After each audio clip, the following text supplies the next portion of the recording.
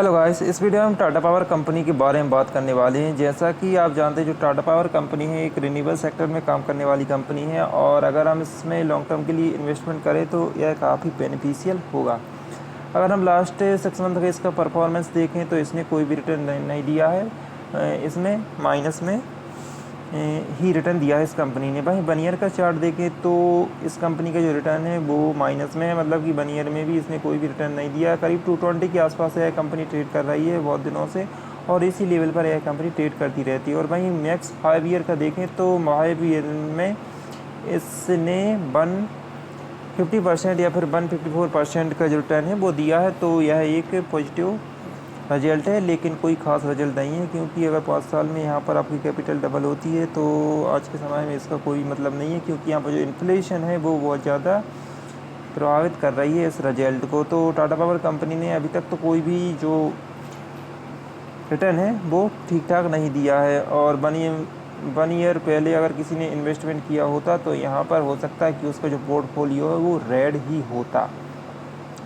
तो अगर आप इस कंपनी में इन्वेस्टमेंट करना चाहते हैं तो इस कंपनी में बहुत ज़्यादा लॉन्ग टर्म के लिए इन्वेस्टमेंट करना होगा, मतलब कि आपका जो टारगेट है वो 2025 तक तो होना ही चाहिए मिनिमम, क्योंकि 2025 तक जो टाटा पावर कंपनी है 1 लाख ईवी चार्जिंग स्टेशन स्थापित करने वाली है। जो इलेक्ट्रिक व्हीकल को चार्ज करने के लिए जिन इलेक्ट्रिक चार्जिंग स्टेशन की ज़रूरत होगी वो टाटा पावर ही स्थापित करेगी और इसका यह टारगेट 2025 तक फुलफिल होगा। और साथ ही साथ इसका जो मेगा प्रोजेक्ट है यह उन सभी क्षेत्रों में काम कर रही है।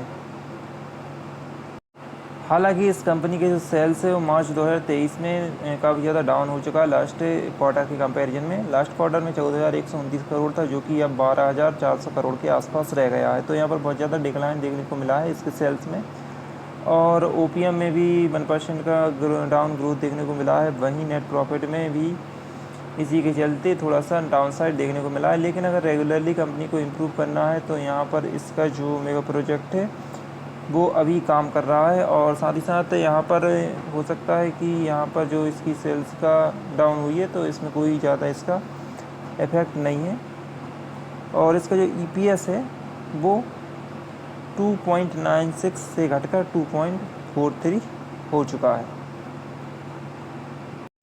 प्रमोटर्स की जो होल्डिंग है वो काफ़ी ज़्यादा कांस्टेंट है, मतलब कि 2020 से प्रमोटर्स ने ना ही इसमें अपनी होल्डिंग इंक्रीज की है और ना ही डिक्रीज की है। तो यह एक पॉजिटिव पॉइंट है कंपनी के लिए। और अगर हम एफआईएस की बात करें तो एफआईएस ने थोड़ा सा यहाँ पर डाउनफॉल दिखाया है और डीआईएस ने भी डाउनफॉल दिखाया है।